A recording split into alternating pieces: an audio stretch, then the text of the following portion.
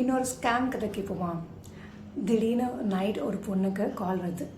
அம்மா உங்கள் அப்பா அக்கௌண்ட்டில் காசு போடணும், ஆனால் உங்கள் அப்பா சொல்லியிருக்காங்க உன்னோட அக்கௌண்ட்டில் போட சொல்லிடு. அப்படிங்களா அங்கிள், நீங்கள் யாருன்னு கேட்டால் நான் ஒரு டாக்டரு, உங்கள் அப்பாவோட ஃப்ரெண்டு, உங்கள் அப்பாவுக்கு நான் காசு கொடுக்க வேண்டியதாக இருந்துச்சு, இப்போ வந்து அனுப்ப முடியல, அதனால் உன்னோட அக்கௌண்ட்டுக்கு அனுப்ப சொன்னாங்க அப்படின்னு. சரி சொல்லி அவள் ஜிபே நம்பர் கொடுத்துருக்கான். கொடுத்தோடனே ஃபஸ்ட்டு ஒரு 100 ருபீஸ் அனுப்புகிறேம்மா, ஸோ நீ வந்திருக்கான்னு செக் பண்ண அப்படின்னா, ஆமாம் அங்கிள் வந்திருக்கு அப்படின்னு. மறுபடியும் ஃபுல் அமௌண்ட் அனுப்பிச்சிட்டு, நான் வந்து அமௌண்ட் வந்து அதிகமாக அனுப்பிச்சிட்டேன், எனக்கு உடனே திருப்பி அனுப்பு. அங்கிள் இருங்க 5 மினிட்ஸ் இருங்க, நான் செக் பண்ணிட்டு அனுப்புகிறேன் அப்படின்னா, ஒரு அடிக்கடி அதை சொன்ன நிமிஷத்துலேருந்து கண்டினியூஸாக கால் பண்ணிக்கிட்டே இருக்காங்களாம். ஏன் ஒரு டாக்டரு ஏன் இப்படி வந்து கால் பண்ணிகிட்டே இருக்கணும் அப்படின்னு டவுட் வந்து அவள் அக்கௌண்ட்டில் போய் செக் பண்ணிக்க, அந்த அக்கௌண்ட்டில் காசு வரவே இல்லை, மெசேஜில் மட்டும் காசு வந்த மாதிரி ஒரு இன்டிமேஷன் வந்திருக்கு.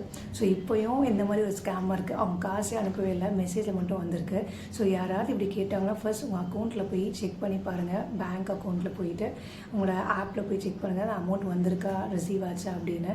ஸோ இதுவும் புது ஸ்கேமாக இருக்குது.